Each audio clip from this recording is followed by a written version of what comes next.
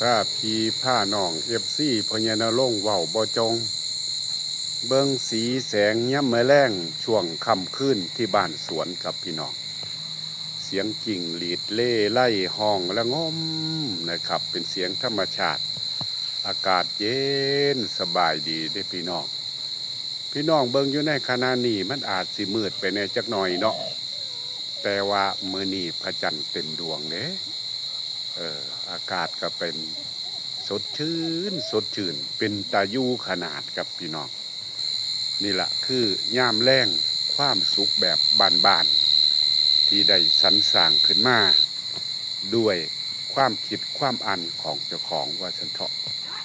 ฉะนั้นในเมื่อถึงจุดหนึ่งนะครับเฮาต้องการความสงบต้องการความเรียบง่ายงดเรื่องวุ่นวายอีหยังต่างๆก็เฮ็ดให้เฮามีความสุข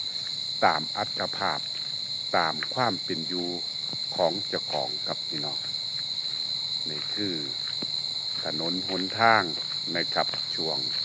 ที่เฮาย่างไปย่างมาอยู่ในสวนครับแสงไฟที่ทำจากโซลาร์เซลล์นะครับ